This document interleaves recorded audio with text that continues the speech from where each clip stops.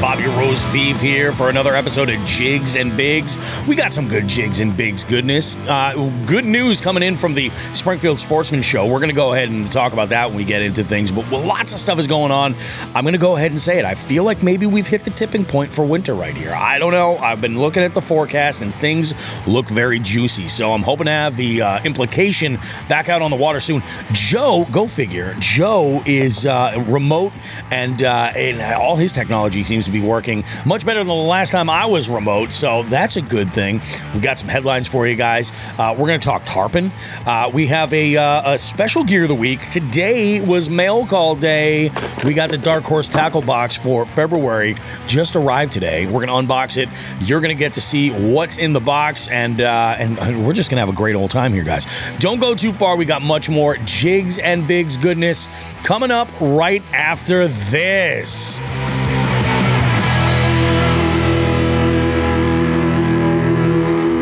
You know, this is the second week where I had to manually put that endpoint for the music, and it's like, oh shit, that's ending so fast. I'm telling you, I am not loving virtual DJ lately. I am not. After this newest update, I'm waiting for the next update. You're telling me. It'll get its shit together, but I was hosting trivia on Sunday night, and for whatever reason, there was like a delay in connecting to the internet, and it just shit itself. So I was like, all right, we'll put Spotify on for a few minutes as a backup. We'll force quit and restart and get everything together. Hopefully, there's a new update to fix whatever is going on. But man, Joe, how are you, dude? How's things? Dude, I am awesome. Yeah. I'm down here in the sunny Florida Keys. Enjoying it, man. What a tease it's been. The weather, it rained a ton today. It was like monsoony today. But other than today, dude, it's been amazing weather. Couldn't ask for better weather, and it comes back tomorrow. So. Oh yeah, that's freaking great, dude. It's great. Yeah, it's great. It's having a blast. My folks are actually down in, I think, was it this weekend they headed to Key Largo? They were visiting my father's sister, more in like Central Florida, and then they were going to spend a weekend, and I don't know if it's this weekend or the following weekend. They're going to Key Largo, so they're in your area. Yeah, okay. And I'm not jealous at all. Not one bit.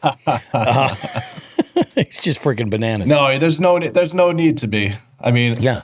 I've already drank my face off for a couple days. I already got a $70 parking ticket. Ooh, that's not fun. And so other than that, dude, it's just got off the phone with a charter captain. That's so I'm freaking thinking awesome. Thursday or Friday I'm gonna get out there. Oh, that is so awesome, dude. Yeah, absolutely, man.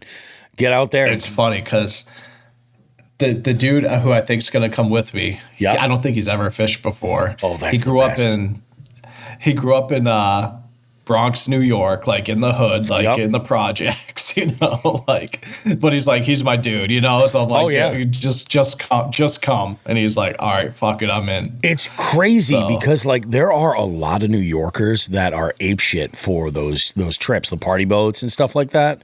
Yeah, like they get out. Like I was, Todd Grubb is a captain out of New York now. So it's just wild. Like there's a whole separate kind of scene, especially with saltwater stuff, that is just, it's kind of insane. It's going to be good. It's just going to be, the two of us with this. It's like, he's got like a 21 footer or something. Perfect. You know what I mean? Like I didn't want, and I wanted to hit, I've done deep water here before. And I didn't get seasick, Todd. Because it's actually very calm out here. But no, I've always wanted to hit like the flats and the back country here, and for the tarpon, the barracuda, it's been on my bucket list. So it's freaking awesome, dude. Tarpon is one of those fish that like I hear about, and I'm just like, yeah, they're up there with redfish. To be perfectly honest, like those are probably the top two where I'm like, in that sort of pocket of the country, I would love to catch either one. Go and catch some tarpon, or I would 100% fuck around with that for sure. Jay Manning chimes in. He goes, Key West is a scene. He goes, you're gonna have to hit the Betty Ford Clinic on the way back home. I've heard that is just the way around all the Keys, just in general. Like, it's a lifestyle. You know where to go and where not to go real quick. You figure it out, even if you don't know before you come down, which I did because I've been here before. Oh yeah, you figure it out real fast on your own. It's funny. My folks love the Keys, and for like a while, years, they would go down for like 2 weeks. And spend, I think they had a timeshare and the whole nine, and they would go and they would just be down there. And they were like, Key West specifically is where, when they wanted to have like get weird with the locals kind of night, which I don't ask questions. I don't want to know, Right. They would go into Key West and it got kind of fucking nuts. So that's awesome, dude. It's funny because Jay mentioned it a few comments ago. He said, you got to check out the clothing optional rooftop bar. Yeah. I've heard stories. Just so happened to accidentally end up there the other night. Oh, really? Oh, yeah. And it's funny because that's like, I'm down here with the military, so there are some rules I have to follow. Oh, I can't for act sure. a total fool, and I'm like one of the ranking guys, so I can't act like an idiot. Yep. That was one of the places that they kind of like blacklisted. I didn't even realize like that's where we were. It was an accident, man. I'm sorry, Uncle. As soon as I walk up there and see some 70-year-old naked dude just and this just fucking flopping around, I was like, okay, helicopter and the shit out of everybody. Oh yeah, helicopter. Oh my god. Yeah. But man. So far so good. Having a blast. It's going by quick, but it's fun. As soon as I left, Meg got the flu, so she's been dealing with the flu. The kids. I'm like, oh yeah.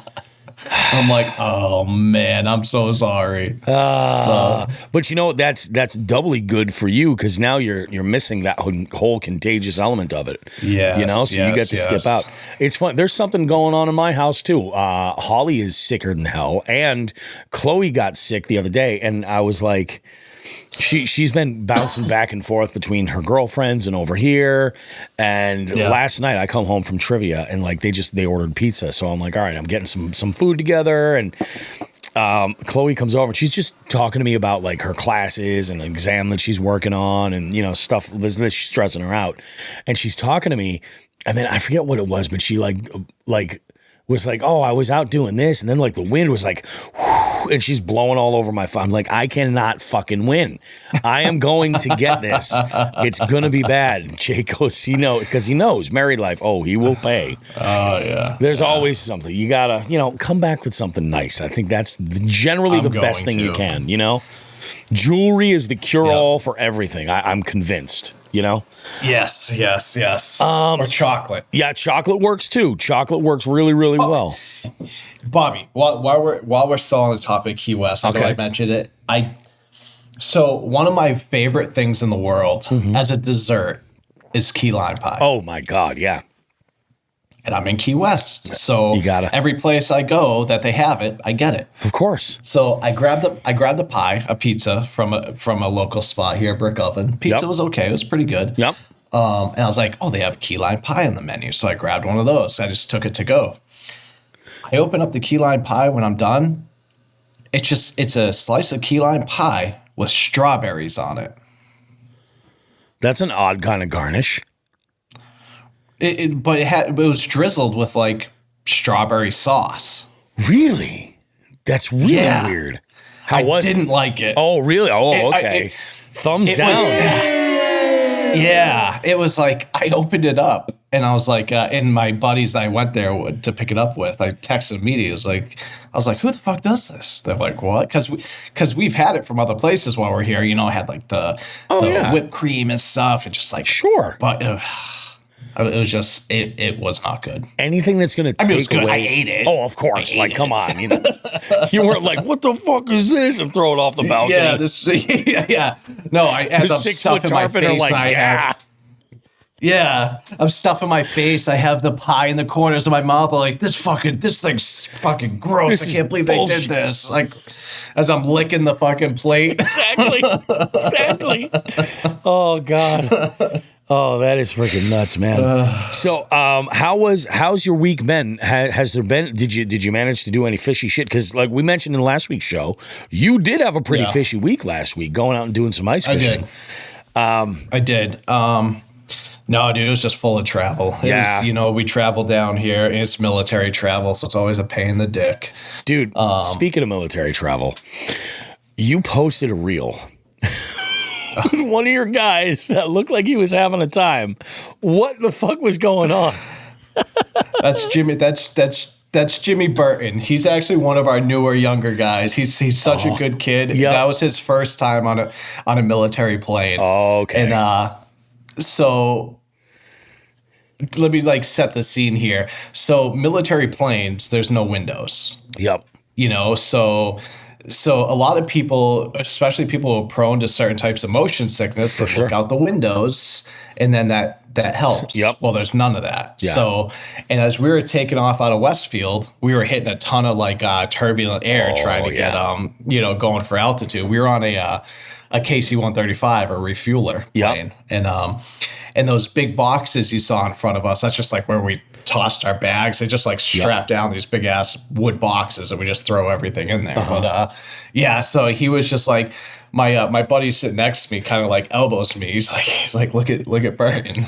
I look over and dude, that video he looked like that he was wasn't the best part. There was a couple points where he was actually doing that the bad. swollen He never ended up doing it, but I was there's one point right before I was dude, open up your fucking backpack or something. You better not throw up on everybody. Yeah, no way. I mean? Absolutely. Yeah. Oh, wow. But no, he took it like a champ, man. He never, he's like, I felt like shit for a while, but once we got to altitude, it was good. But, it sucked because the plane was hot as fuck, Bobby. We were sweating our balls off. It was a shitty flight, but yeah. It's how it is, and then you end up, you're in Key West and having some fun. You also sent me some video of some tarpon that were pretty freaking amazing, 6-footers. That's wild. Just walking, drinking my beer, dude. And I'm just I'm looking down, holy shit. You know what I mean? My butt, 99% of the guys I'm here with, don't do any fishing or anything like that. So they're just oh, yeah, cool fish. I was that's a big fish. Understand. Wow. Yeah. Yeah. That's fucking amazing. People bust their ass looking for the fish that quality. Yeah, exactly. So, so the captain of the boat that you can see in that video a little bit, he was actually on it. And he's these are hang-arounds. He's these are fish that stay here all year round. I don't know if they're too old now. They don't migrate anymore or whatever, but because the tarpon are migrating back in right now. So that's freaking nuts, dude. Yeah. My week was interesting. Last week was a lot of prep for this event that I've been working on for trivia. Yep. That the whole purpose, and I've been really upfront with all the trivia players. I'm you guys got to understand why I'm doing this. So I am putting this event together, and it's going to be a monthly event that's going to pop up from February to November. One event a month. It's a 10 trivia game tournament with 10 different events. And I was normally when I host trivia, I'm charging the bar to be there, and they get a really, really good rate and everything. And I'm I was talking with a buddy of mine, and he was just I'm thinking about throwing one in the mix just to build up some savings so that I can, do put it in, invest it and do some shit otherwise. He's because I'll bet you I could make some pretty good money. Dude, I made almost a full week's pay with the turnout that we had that night. Almost what I would make in an entire week in that one day. So that right there is the official Bobby Roast Beef paid time off fund right there. That's what that's going to be. I was gonna say, what are you buying? What are you buying, Bobby? I'm just buying a little bit of freedom. That's all I'm looking for. And so this is really great because the first one went really good. We had 48 people show up. This is at an Elks Lodge. I've talked about this Elks Lodge before. My cousin is the bar manager over there, and he just put a ton of of work into redoing a bunch of stuff, the banquet room and the main bar itself. Like there's a lot of good new infrastructure in there. So we went in and, you know, I was selling tickets on Eventbrite for this, and the ticket turnout was good, but it wasn't as good as it could have been, as I was kind of hoping it would be in advance. The turnout day of was insane. So I decided I made a change with my ticketing. So now I'm going to be selling tickets primarily at my regular trivia night. So you'll have a physical ticket people can buy, and then they've got that. They're all set. But the reason why I bring this up is because on the ticket I put, like, just to make it look official, like some kind of a code, and it was like OU812-42069 or some shit like that. Like it's like a ticket number, and somebody will look at it and be like, oh yeah, that's pretty cool, man. Look at the number I got. How weird is that? And every single ticket's that way. And today I was on Patreon putting the link up for the Jig Heads, and I put on there, I think it was LMB GFY 69420, and that's why I got that message from John Higgins, who was just like, what? But yeah, so we're just having some good times with that. The event was absolutely awesome. And then I just had a lot of run around, and like we had mentioned last week, the Springfield Sportsman Show was this weekend, which was major faux pas on my end as far as messing up the dates for it, which actually, you would have been out of town, so it would have been just me the entire time, and I had events that I had to do that were going to prevent me from being able to make that like actually work. But as it would happen to work out, I saw today on social media that the Springfield Sportsman Show has had the best turnout that they've had since the pandemic. So I mean, that's pretty badass. Okay. So they're like, you guys showed up. There was a lot of people out. I don't know if like it's maybe because we've had such a significant winter that we haven't had in so long that people aren't maybe doing some other shit, but I was like, that's pretty freaking crazy. And I've been planning on, I've been looking at the weather this week pretty hard. I think it was Sunday we first hit into the 40s or just below, maybe 39 is what we got on Sunday. But I'm actually looking at it right now. Yeah, I've been looking at the forecast, and right now the air temp is 37. The low is only going to get to 30. Oh, that's Sandwich. I'm looking at out. Right now we got 40 degrees out here. The low is only going to get to 33. We hit 44 today.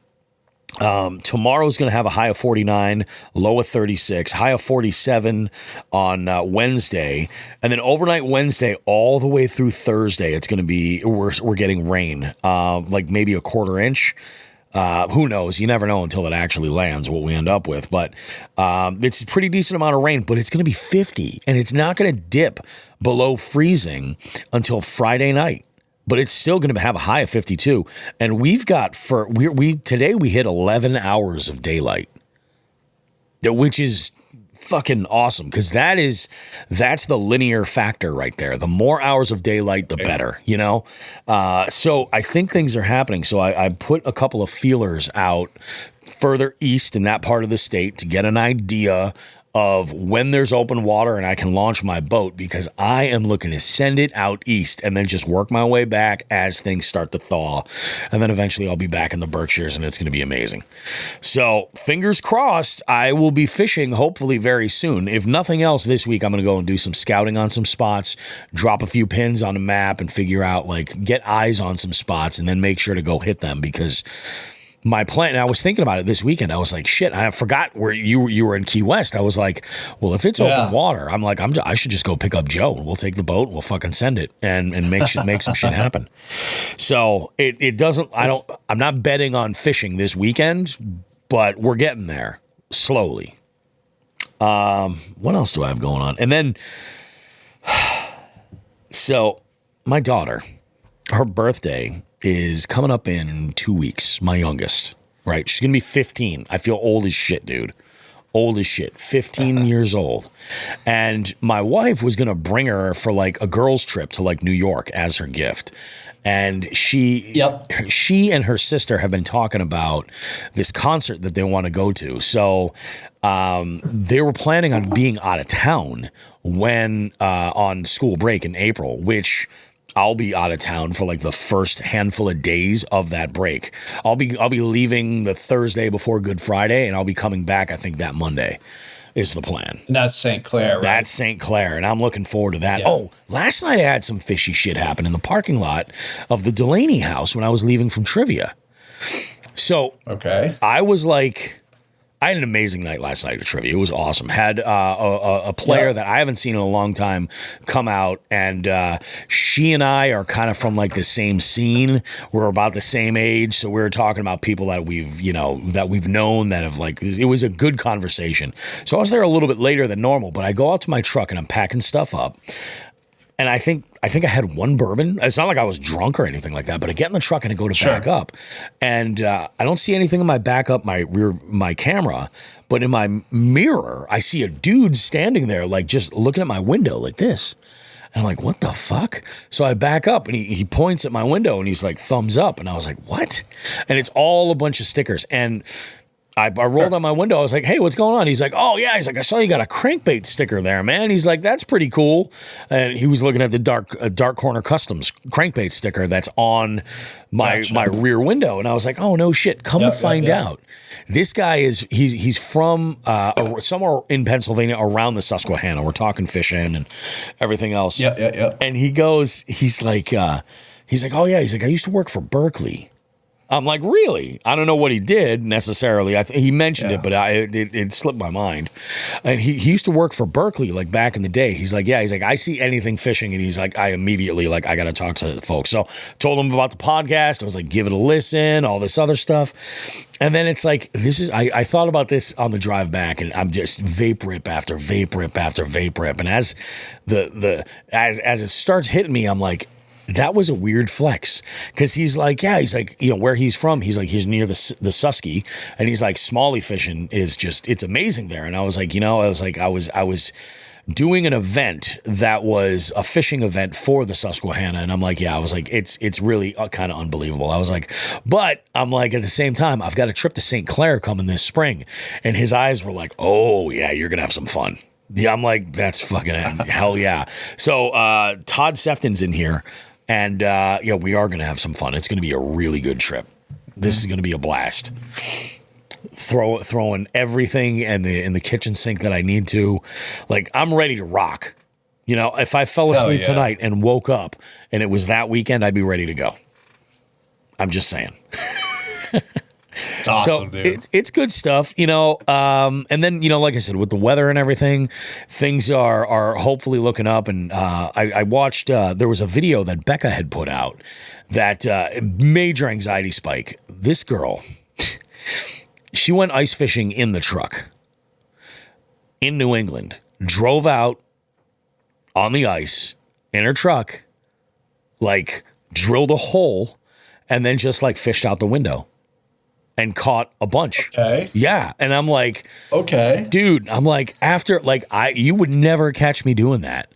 After the year that we've had with, like, there's been 2 or 3 reports of vehicles going in the ice. I'm like, there is no way. She was a little further north, and I think there were 17 inches of ice where she was. So, like, very much like the right kind of conditions. Totally like, fine. Yeah, totally fine. Like, I know that, but I'm like, wow, like that is just fucking insane. It's just wild, And she's I was like, that's fucking crazy, dude. That is crazy. Todd says, I have everything ready except 2 rods that are waiting for line. And then he says, boxes are packed. That's the way to be, dude. That's what it's all about. So, getting excited to get out with the implication. I'm probably this week going to order my rudder for my kayak to replace that, because I've got to get out there a little bit with it before that event in June in Virginia. And we'll see what happens, man. But I'm really, really excited and looking forward to it. I freaking love it. You know what I didn't bring with me? What didn't you? No, you didn't bring a rod or anything, did you? I had a feeling no matter what, I was gonna get a charter. Oh yeah. I didn't bring my GoPros. Oh, you didn't bring your GoPros. That's rough. No. Oh. So I'll do it all on my phone. I ain't scared. No, hell yeah, dude. I use my phone all the time to vlog shit. Hell yeah, man. And it's, I'll tell you what, Yeah, these iPhone cameras are fucking pretty amazing, and they don't overheat like GoPros or anything like that. Vidal is in here trying to upset the entire northern part of the country. He says, "What's going, fellas? 7-degree weather here in Texas, still working. Fuck that cold weather. You guys can keep it. Yeah, we don't want it either. Yeah, I don't know anybody who right now is like stoked on winter. I think everybody's, even the ice fishermen, I think are just like, all right." This has been the first week in a while that it hasn't been like sub-freezing and like windy as fuck. It's kind of nice. It's going to be tough to go back. I know it's tough to go back. I think you're timing it just right though. Like it's going to be colder than where you are for sure, but I think you're timing it just right. So, yeah, I don't know, man. It was kind of nuts. Let's one thing I do want to talk about before we get into headlines and everything is the tournament series. We have some stuff going on for the tournament series that I think a lot of folks really need to jump on and you know make some things happen. So I had a couple of DMs come in asking about the Open and asking about the tournament, the slot limit tournament. So starting out, all of the tournament series starts in April. It starts in April with the nationwide multi-species scavenger hunt, and the first slot limit tournament for the year is in April. And remember, every single month we're going to have one. So we've got one in April, we've got one in May. And the one that's in April is it's the weekend. It's the 19th, April 19th. So it's the weekend of Easter. So that Saturday is your day to go and hit it. So it should be pretty good. I was talking with Binya, and he was like, I think that we're going to still have ice come April up here. And you could 100% fish this tournament on ice if you wanted, you know. I don't. Yeah. That'd be kind of cool, actually. In a bass tournament, like 12, like you gotta pick the right spot, you know, or be out there drilling holes like all over the place to cover enough area and actually like make some stuff happen. But it's just insane. It's just absolutely insane. So the scavenger hunt starts in April. The slot limit tournament is on the 19th. And then I think the confusion is actually with the, what do you call it? The Open. So the Open is in May. The Open is the like next level up from the scavenger hunt, and it's a 7-day window. And registration is open for all of these right now. You could go and sign up for every single one of them. The tournament start date for the Open is May the 12th, and it ends on the 18th. You get 7 days to basically fish the same number or the same list of species.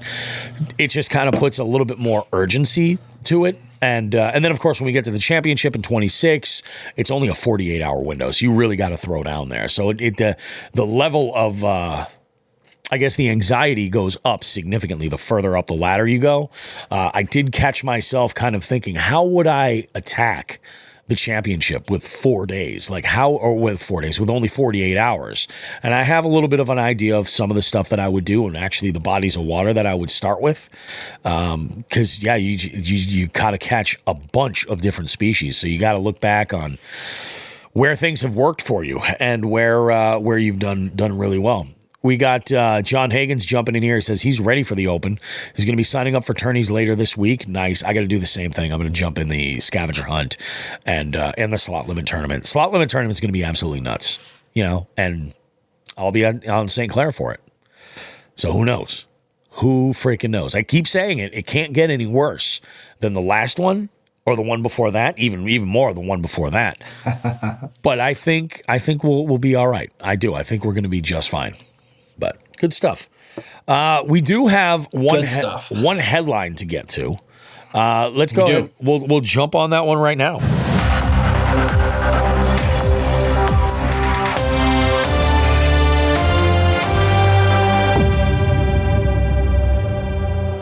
All right, so it's weird. I'm used to working on two screens, so I can still see you, Bobby, typically, and I can't right now. So it's like fucking up my brain chemistry.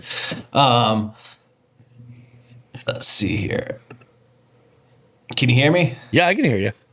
Okay, just making sure. My internet's weird here. All right, so I got one story for you guys. I'm getting kind of cold thinking about this because it's another ice fishing story, and this one's kind of a sad one. It's a safety alert, and it's due to two ice anglers were killed by carbon monoxide poisoning. Oh, like in a shanty? Yeah, so Yeah. ice fishing is a great way to spend the time outdoors. It's just something about pulling fish up through a hole in the ice using tip-ups or jigging rods. And while it's an overwhelmingly safe activity, there are some hazards you need to look out for beyond making sure the ice is safe. That said, first and foremost, of course, don't fall through the ice. This has become more of an issue for ice anglers in recent years, as warming temperatures have had a negative effect on the overall quality of ice. You can generally maintain safety on the ice by drilling a number of test holes, keeping your eyes and ears open for cracking ice, and following a few simple guidelines that will help you ensure your outing is safe and fun. Another possible hazard doesn't involve the ice itself, but a common piece of gear anglers use to keep warm inside of an ice shelter. Recently, a pair of anglers fishing on Craw Lake in northern Alberta were found dead on the ice on February 15th.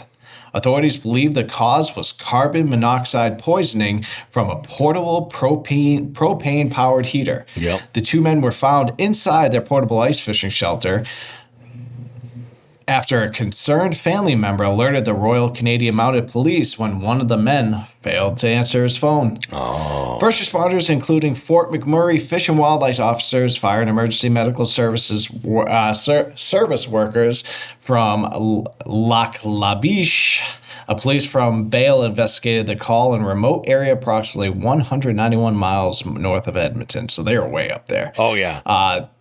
They found two anglers around 4 p.m. While the results of the autopsies and the investigation is forthcoming, authorities are fairly certain carbon monoxide buildup in the shelter was the culprit. So, I'm not going to get into all the heating safety tips, but with that being said, people, I mean, we're kind of towards the end of the ice fishing season, Yep. hopefully. But don't forget, there's vents and windows in those ice shanties for a reason. Oh, yeah. So if you're using a portable heater, ensure you're using those vents. They're made for that reason. Get them open. It's funny that you say that you mentioned the carbon dioxide or carbon monoxide poisoning, because in that video where Becca was fishing out of the truck, ice fishing out of the truck, she actually had purchased a new carbon monoxide detector. She had one, like a residential one that you would normally use. Apparently, it's a better move to use when you're using it in like a truck camper or a travel trailer or something, is to use one that's designed for RVs. The sensitivity is a bit different, and it's designed for those tighter, smaller spaces. Gotcha. And I was like, oh, no kidding. But yeah, every time I've ever seen anybody utilizing one of those heaters, you've got to have all the windows open, and that's why you got to kind of run it on full blast, because it's not like you're heating this space and it's going to shut off and stay warm for a bit and then kick back on.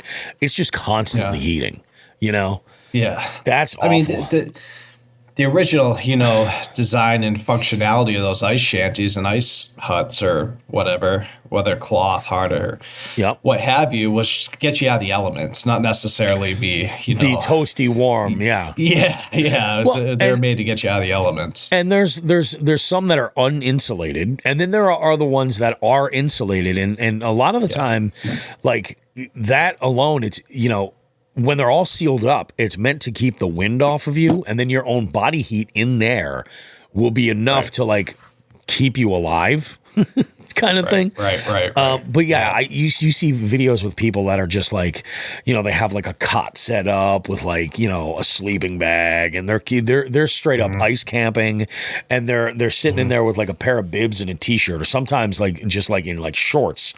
And like, it's just that heat is just cranking. But yeah, you have to have all that ventilation open. Shit, when I camped with Holly that time and we used the buddy heater, I was so paranoid about carbon monoxide with that. I left the rain fly up and open because it's the ceiling of my tent is screen mesh. So like the rain fly is the only thing that's going to keep water from coming from not coming in. But there's a gap in between there. So I'm like, okay, this isn't too bad. But I still open the windows like halfway. You know, it is. You got to be safe, man. Carbon monoxide's nuts. And you brought up a good point too. You know, buy one of those carbon monoxide detectors. You can get them for cheap freaking anywhere. Oh yeah. Yeah, absolutely. Just have one in there just in case. There was a guy, I forget the channel that he's got. He does like overlanding type, truck camping content, things like that. And I forget what it is. Something Dog Outdoors. I forget. He's a dude from Oklahoma, and he did a test with a couple of different heaters. Actually, I take that back. It wasn't even heaters. It was like a jet boil. So same idea. You had an exposed flame that was in there, but he's like, the amount of carbon monoxide that comes off of those is insane. And, it's eventually like, you just have to be careful. And then next video that I watched was actually Becca ice camping, and she had a brand new jet boil that she was using, and she lit the thing on fire. So much anxiety. I love her. She's the greatest, but my God, like there's some of these things in these videos, I'm just like, oh my God. Because I would fucking lose my mind if I was like, oh yeah, I'm trying out this jet boil, and I lit it on fire, and it was like, fuck. But that's, that's what makes her videos educational, It's like, that's right. Let me provide an example. That's what it is, John Higgins. It's Whiskey Dog Outdoors. That's exactly what it is. Whiskey Dog Outdoors. And he did this thing where he had a carbon monoxide detector that he put like on the floor where the jet boil was, like located right near it. And then the one that he usually has up on the truck topper.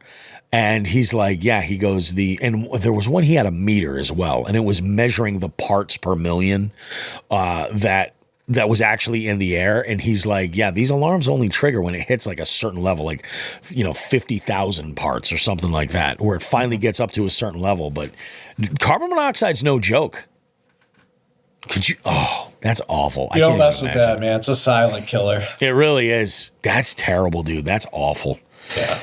Unfortunate.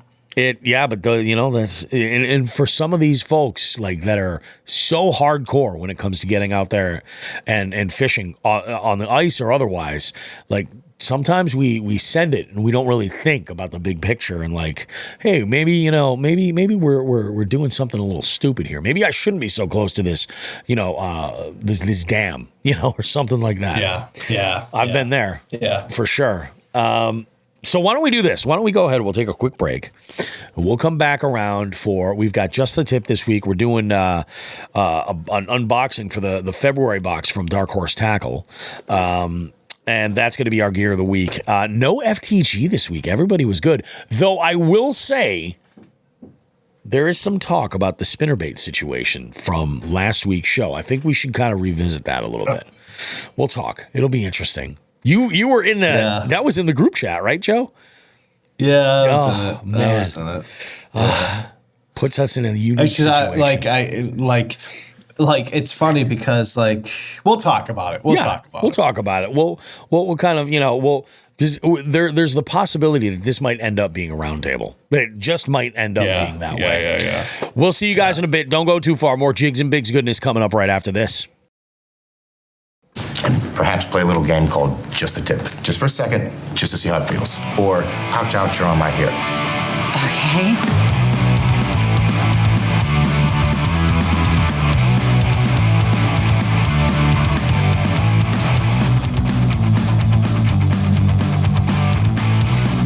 Whiskey Dog. I'm sitting here drinking Four Roses. It should have come to me immediately. I'm such an idiot. Such an idiot. But Joe has a little tip for us this week. You ready for a tip? I'm ready. You ready for a tip, Bobby? I'm ready. So, we're waiting for that open water, but with that open water, it's going to come cold water, Bobby. Yeah, it is. So, let's talk a little cold water bass fishing tip. Okay. So, in the winter, bass slow down due to the cold water. Yep. So, ensure you're using slow moving baits like jigs, jerk baits, drop shots, things of that nature. Yep. Drag the jig slowly. Make that pause on that jerk bait much longer, or drop shots just kind of drag instead of twitching. Yep. Another thing to do is, you want to target deep water structures such as, rock piles, ledges, submerged trees where bass typically hold in stable temperatures. Try to stick to natural colors and downsize whatever bait you would typically use for just kind of a more subtle presentation. Once you do that, as long as you're not terminate, if you're just kind of going out to catch some pre-spawn pigs, fish during the warmest part of the day, because that's when the bass are going to be a little bit more active. Just make sure you keep your retrieve slow and steady, because bass just don't tend to chase aggressive movements in cold water. Yeah, no, it's very true. That's it. There is this year. I'm looking forward to Ice Out this year for a major reason, not just to start fishing, but I am really excited because for the longest time I've been told that the A-rig is like the late winter rig. Like, it is going to catch them in that cold water.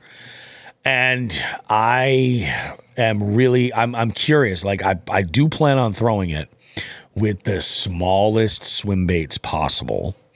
And we'll see what happens, but that's one of those things. But I'm going to be prepared with this cold water with these tiny finesse jigs, with drop shots up the ass, like drop shots all over the place.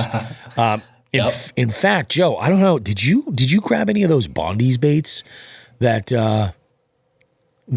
Nick brought out? I don't think so. I've got so many of them because so many of them were left behind.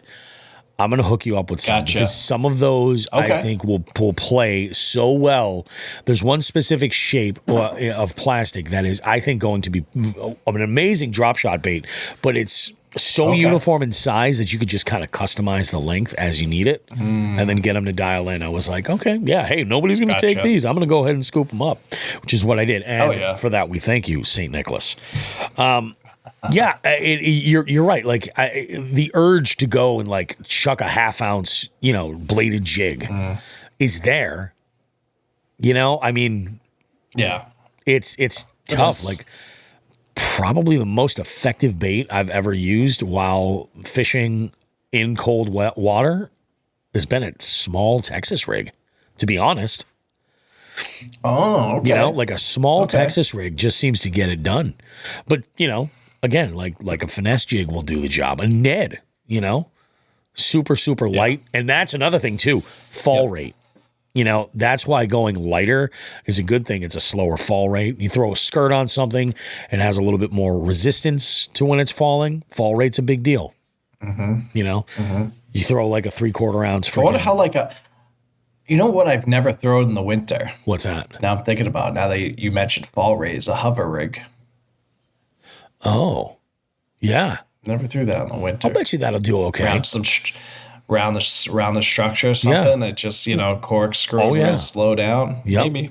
Yeah, absolutely. And I think that there's a certain element when people say cold water where the location in the country, that's going to mean something different to different people. Because like if you're even in the mid-Atlantic, your cold water in, early April or late March is going to be a little bit different than like somebody who's up in New Hampshire.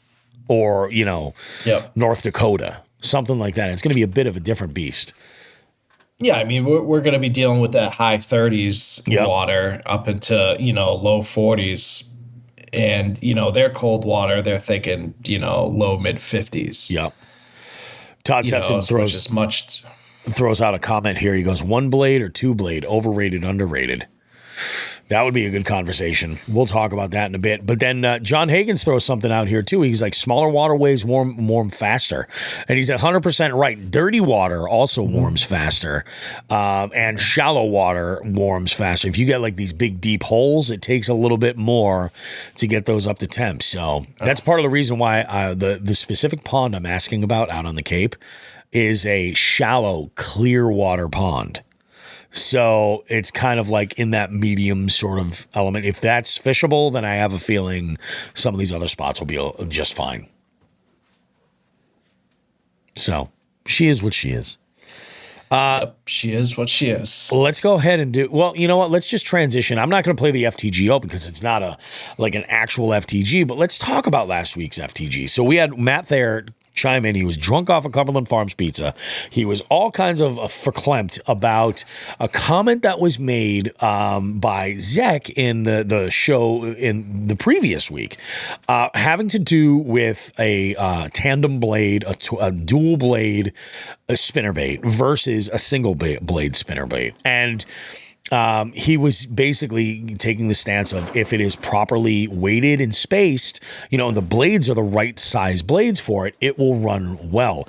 And I believe what Zek had said on the show was that when you have two blades, they can fight each other.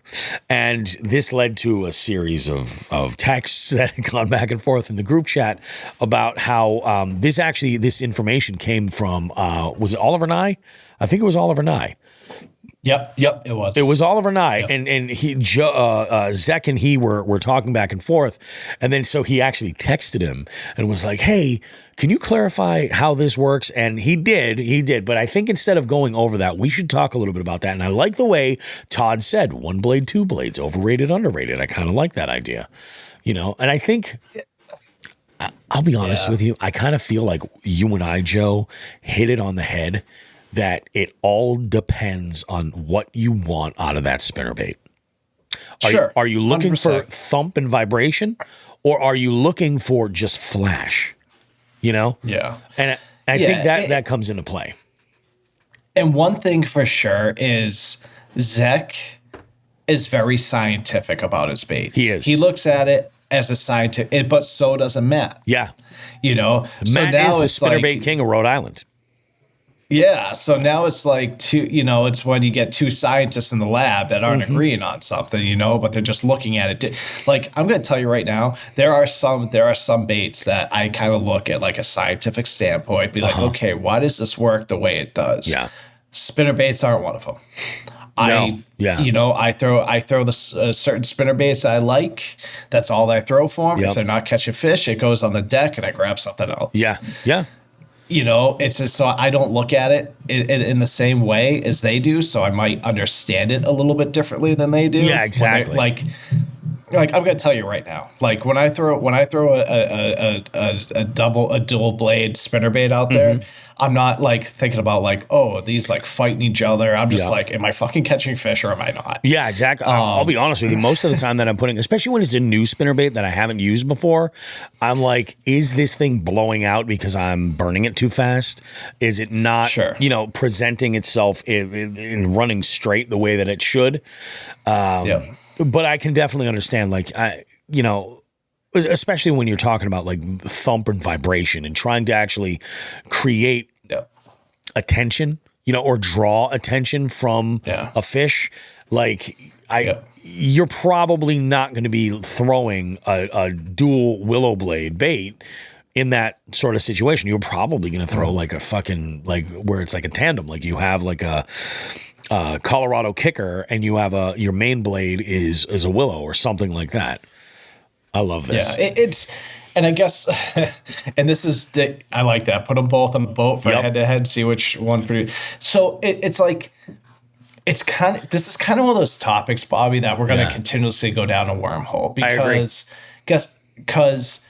I like, and Matt might not like this, but he's looking at a standpoint of like, he makes his own spinner baits. So he makes them this way to do this things. Yeah. But there's so many different baits out there with dual blades that all swim differently. They all have different measurements, different blade size, different, whether they're forged, whether they're textured, all that stuff. And they all do different stuff. So it's like, it's not a this or that bait. Yeah. It's not a streamline. It can't be this or that.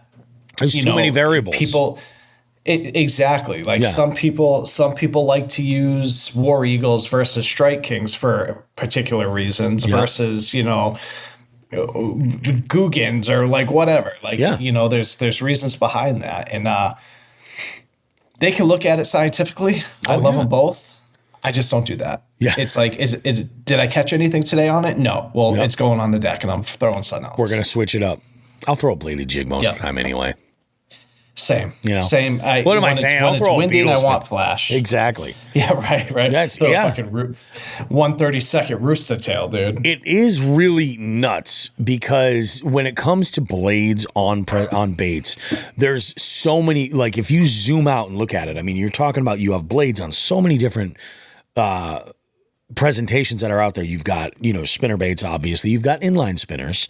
You've got, in fact, I even threw this out in the mix when I was talking with Matt. I was like, well, what about this son of a bitch? And I threw him a picture of like a dual blade Meps, with like the big, they're like a big thumbprint blade, like almost a Colorado, I guess. And I'm like, they're right on top of each other. Like that is insane. Like so then you have that. You've got underspins. You've got overspins. Like that's a thing now all of a sudden. It is. Alabama rigs. You've got that. Remember that weird JDM spinner bait that I picked up? It almost looks like a comb. Yep.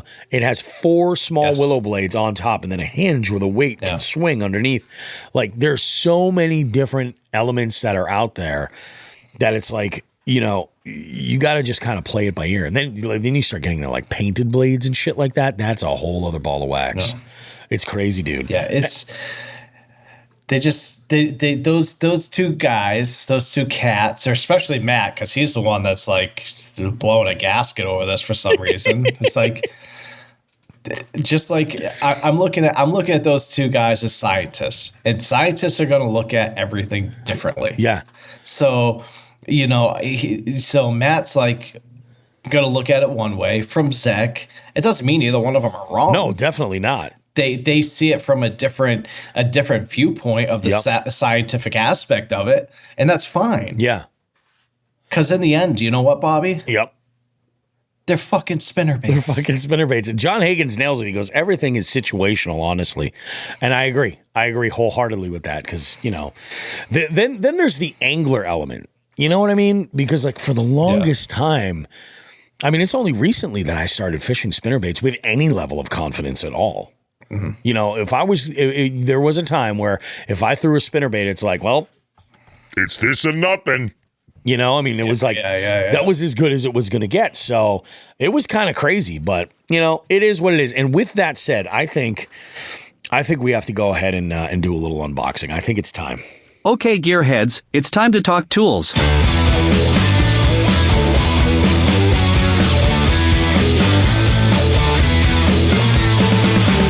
Jigs and Bigs gear of the week. It was a good... I might close my eyes for the whole time. I don't know, man. I don't think you should. This is a great day. And I was, I saw that the shipping notification come earlier in the weekend, and I was like, I wonder if it's going to show up in time for recording the show. And wouldn't you know it, it absolutely did. So let's go ahead. We'll take a look. So this is the February box right here. And I believe there are still some available. So if you wanted to go to Dark Horse Tackle and pick up this box, you absolutely could. So here we are. We got the card in here. And on this card, we have, let's see, an ad inside for, meet the Dark Horse Tackle family. That's right. I forgot we did this. Everybody sent a whole bunch of pictures. This is awesome. Who do we have on here? So we got Adam Finley. Right, we've had him on the show. Bobby Wasabi, Bobby Campbell. Haven't had Bobby on the show yet. He was my roommate. Sorry for the flatulence, Bobby. I apologize. I sleep like a fucking elephant, and I'm totally unaware it's happening. But I think that's why he was up so early. Like, I gotta get the fuck out of here. You got my fat ass right here. Then we've got, this is the best picture. The one of Brad and... Oh, they did do that one. Yeah, that's great, dude. We got Dave Urke in here. We've got Eli Self. We've got who the fuck is Joe Brown? St. Nick is here. We got Nick DeShane. We've got Ryan Fisher from Love the Cast. We've got Ryan Parker. Ryan Parker, some of you guys might know, was a name being tossed around quite a bit at the Battle of the Susky when I was down at the Susky event for the Kayak Adventure Series. We got Ryan Vantine. We've got Tommy Wingfield. Tommy, not at the show this week, but or this past year, but last year Tommy was there. Tommy and I hit it off. And I'm going to go ahead and start with the first bit. I'm actually going to put this little card here because it's got some specs that I want to take right here. let's take a look at this first offering from Martin's Custom Baits.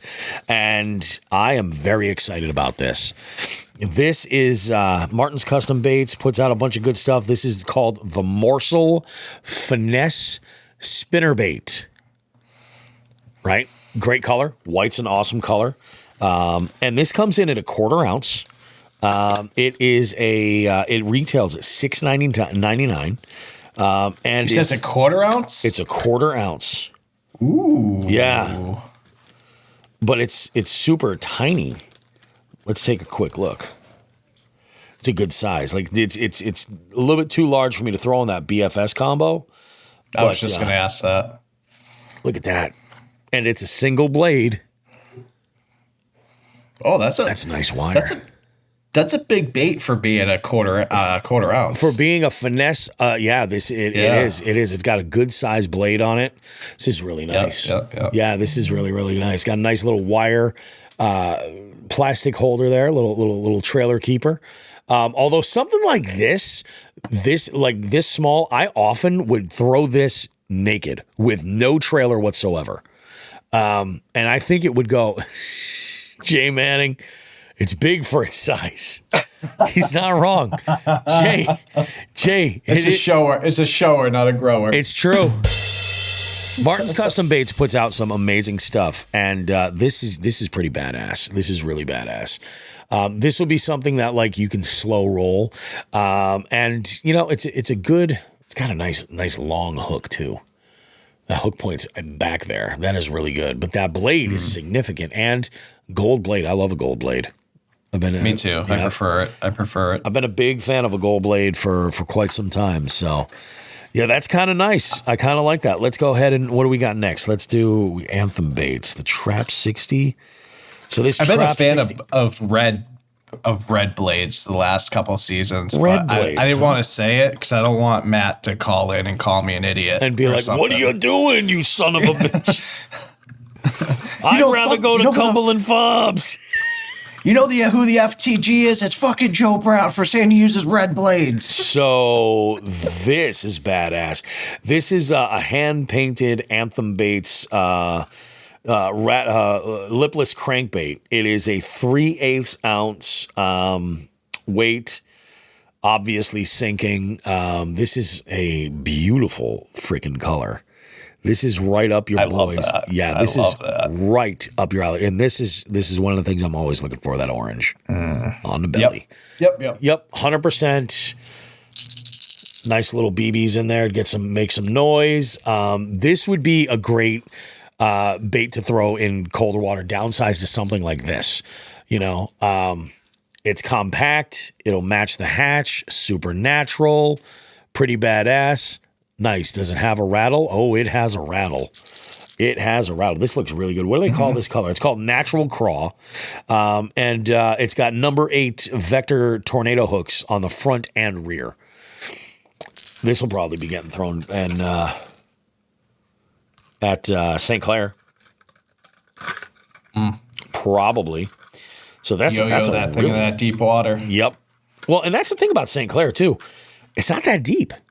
Like it only gets to like 15 foot. That's right. And I'm like, I always forget about that. But that, I'll tell you though, that is a great way. Like another way that I like to even, it's when things warm up a little bit more. I like with a lipless that burn pause. Burn, burn it, kill it, burn it, kill it, burn it, kill it. And I just get bit that way. I feel really good about that. I like Anthem. Anthem that plopper style, that chop style bait with that aluminum prop. That thing is sick. I love that thing, dude. I love that thing. I know that Paul is a big fan of all those prop and chop style baits. And I was like, dude, take this. It is so well engineered. Like it's got a swivel built into the tie so that it doesn't flip out on its side. Like it runs so well. And it wreaks havoc. So we got something in here from, what do we got here from? Bass Tricks. This is the Live Tricks 5-pack. And we're talking about drop shots right here and smaller plastic presentation. This right here is like a minnow style with a forked tail. I love this. This is the best gear of the week. And I think this is a great way to go ahead and show these baits off. But yeah, I mean, you want to talk about, like, this would be great on a drop shot. This would be great on like a Ned. Although this would be great on a sled head. Look at that. That little fork tail almost. I might even Demiki that, Bobby. Yeah, you could. Oh, actually, you know what? Maybe even a hover rig might be kind of nice. Because that's the thing. You With don't that- want with too that much tail? action. Yeah. So you're actually right. That with that tail, it would work stellar as a hover rig more than a Demiki probably. I'll bet you this would fit that. Oh, it's hollow, bro. It's hollow. Interesting. Yeah. Oh, boys, good job. It's hollow.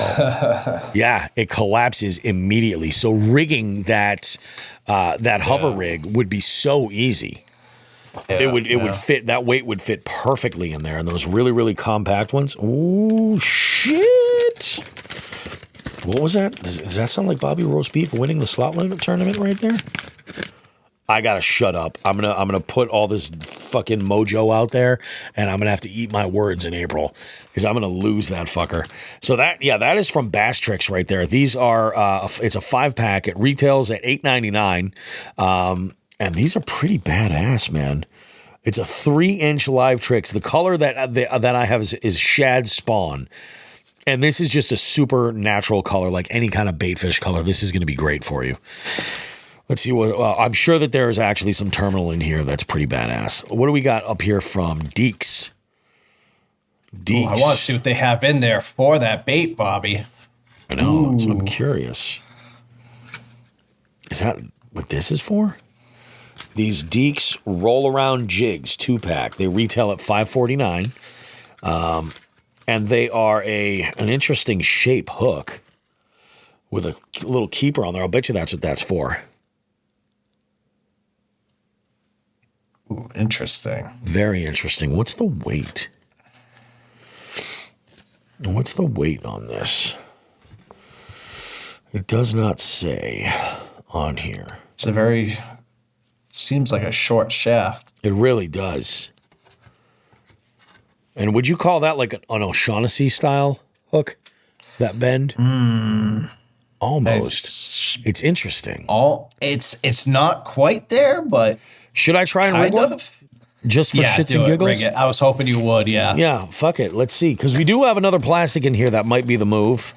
That might actually be even better. Actually, you know what? I'll tell you what. I think that those Bass Tricks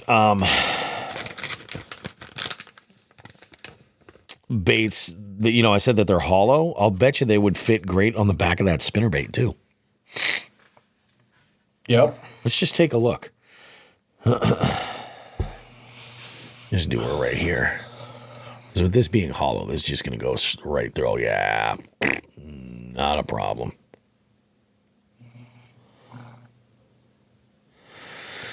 And we'll go right out here. Oh, yeah. Okay. I ain't mad at that. I'll hold it by the hook so you can see. I ain't mad at that at all. I'm not sure what the weight are on these roll-around jigs, but they look freaking amazing. Oh, no, here it is. 3/16. No, 1/4. Yep, 1/4. Okay. Yep. Yeah, it's definitely an interesting design. It really is. I don't know if I love it or hate it. I got to get it in my hand. Now, I've had conversations before after the fact, like when we've done this, and Zach or Josh will be like, oh, dude, no, you're supposed to line those up with this piece of terminal or something along those lines. But there is another plastic in here that has my attention, and it's from HH Customs. And this is I mean, again, that's the thing about soft plastics. You know how early on when the show started, I got into into the space of saying that fishing is one part science, one part art. That's the art. Sure. you know, and that's the beauty of it. Yep. You can fuck around and try some different stuff. HH Customs is just one of those brands that's really kind of been blowing my mind lately. This one's a little bit more compact. This is a 3-inch as well. It's called the Fantail Minnow. I think I saw these.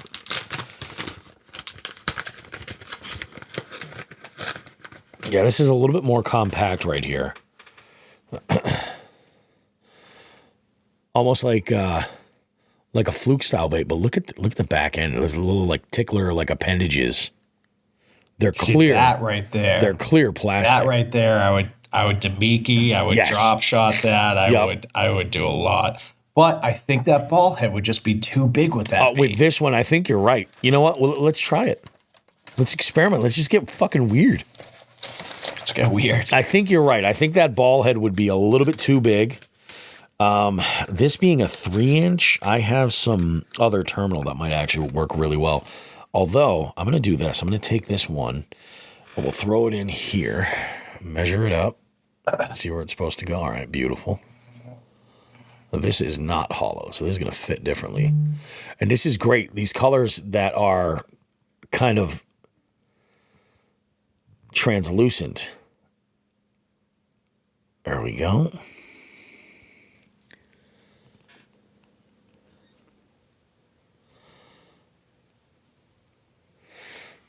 I mean, it's not rigged perfectly. I see what you mean. It is for sure. And is it maybe upside down? Might be. I think it's because I'm like bougie and kind of like a slut with the fact that I only use no, I can't say that because I have gone over to. So like me, I love the Jig Masters. Like I've been using a lot of like Jig Masters stuff, and the heads are just much smaller. Yep. I'm just used to that more compact, jig head. What's interesting? So and maybe it's because it's a quarter. Because usually I don't go over an eighth ever for that style. Oh, really? So maybe it's that. Yeah, I don't ever go over an eighth. I'll throw a quarter, but usually, and this is what I'm interested in, to see if this HH Customs fits maybe a little bit better on the spinnerbait. We might as well take a look.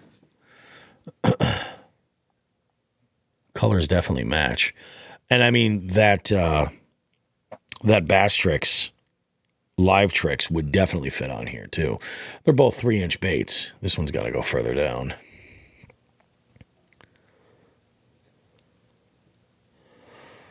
Oh yeah. But at the same time, Josh and Zach fish the hell out of these baits and test them before they send them out. Like that actually looks really great.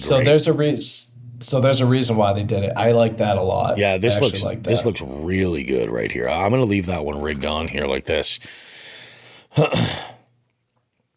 This is a really, really nice looking spinnerbait too. And I mean, like I love the knee knocker. I love the knee knocker. Yep. So I mean, if you're talking about the knee knocker is on my short list of favorites, I gotta get these off here. Bass Tricks are nice baits. Todd Sefton likes those. He says, I may need some of these. Jay Manning says, he goes, what's the price for Dark Horse per month? So here's the thing, Jay, you can get a subscription to Dark Horse. I think it's $35 or $34.99 or $35 a month for the subscription, but you can buy individual boxes and build your own if you wanted. Plus, you can go through everything that's in all the boxes. They have additional stock for, and you can just order the individual baits that you want. So they really kind of have it nailed all the way around. Whether if you want to do like I like the subscription personally because it kind of forces you to put these things in your hand and do like what we're doing right now is get creative. You know, and that's exactly what I do. You know, you and I both have the subscription. Yep. And you know, and I'll be honest, there's baits I absolutely love, and there's baits I don't love as much. So those baits that you do love, instead of just being like, oh man, I only have this one pack. I love these things. No, you have that one pack, you use them, and then you go right onto their shop and you buy as many as you need. It's awesome. And you're seeing something different every month. Yeah. And then if they run out, the move is the virtuous cycle is to go to the bait maker themselves and just order direct right from the horse. Get them, get the baits directly from them. It's the way. I don't know what that little emoji was, but it's here. No, it's pretty badass. It's a really, really good box, and it's a great box for February, like what we were just talking about. Slow down, smaller presentation, less action. Like, I mean, throwing like a swing impact, like a fat swing impact high tech, is not the best choice in that cold water because it's a wide swinging back and forth.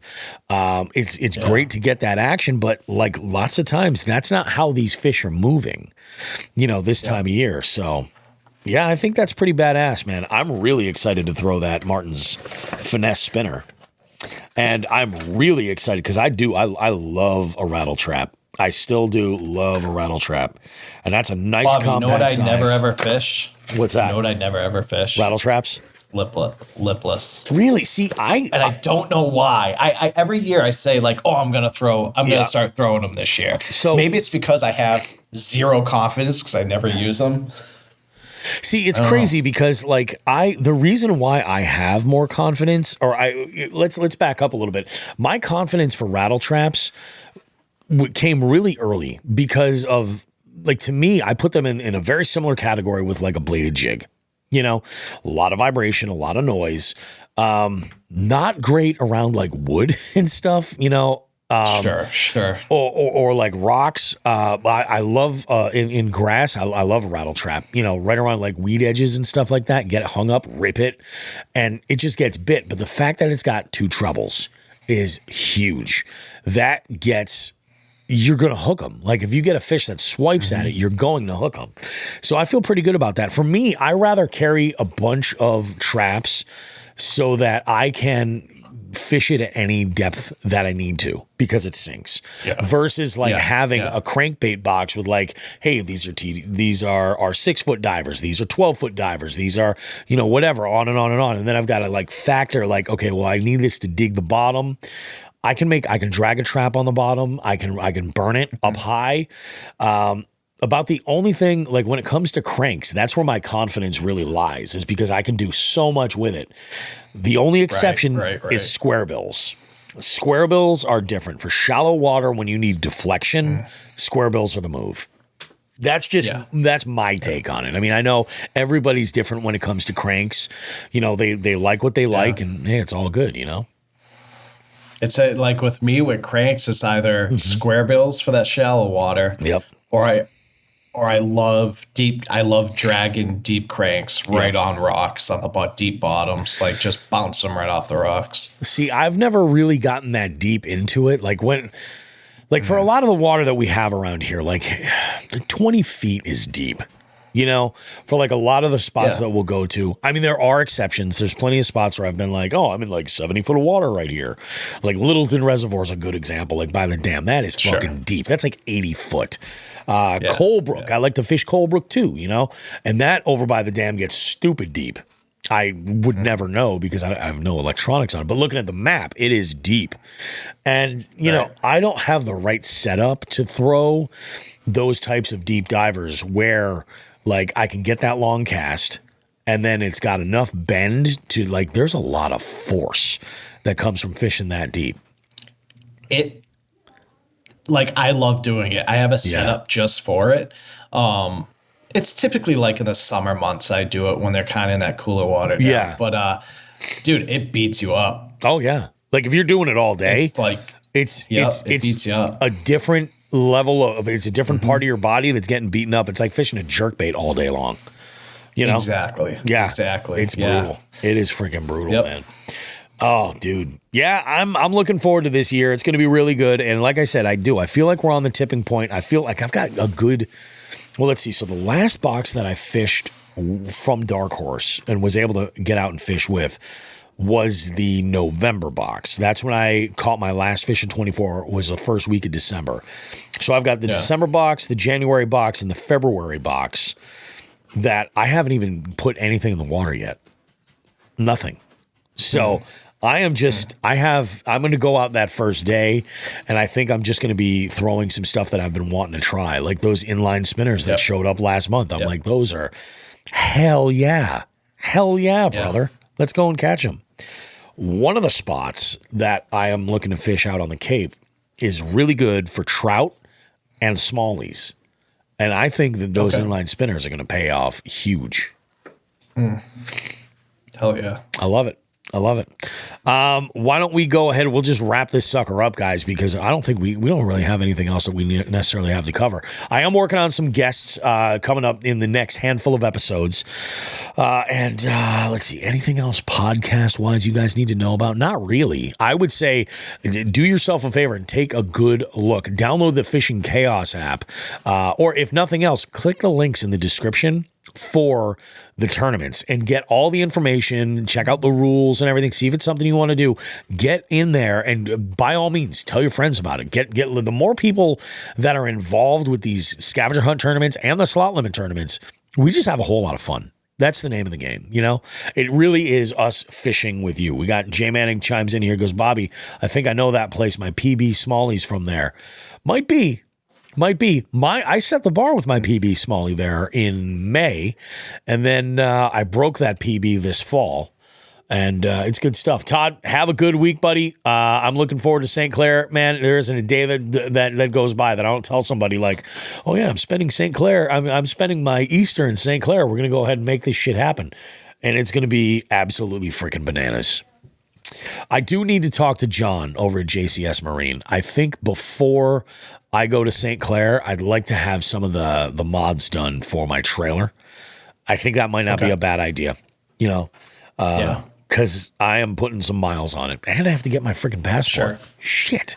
Yes, you can't fuck around with that. You got to go through, save 3 hours. I will. It'll save me so much time. I'm I need to get on that. So maybe tomorrow morning, the show will be uploaded. I'm going to go edit this puppy, guys. You have yourselves a good one. Joe will be back next week. We'll be talking all kinds of good stuff. Who knows? Maybe I'll find some water. Maybe. Probably not, but maybe it could happen. You guys have yourself a good one. We appreciate you. You guys are the greatest listeners and audience and followers that we could ever ask for. We appreciate you way more than you know. 2025 is going to be absolutely freaking bananas. Buckle up. It's about to go down. And we will see you guys next time with more Jigs and Bigs goodness in 7 days. Don't forget to tag us in your fishy picks. If you have some outings that turn out good, let us live vicariously through you and throw you a little bit of love. And as always, if you could give us a review and a rating over at Apple Podcasts, give us a rating on Spotify if that's where you listen. Have yourselves a good one, everybody. We'll see you with more Jigs and Bigs goodness next week. Tits and ass, smoke some grass.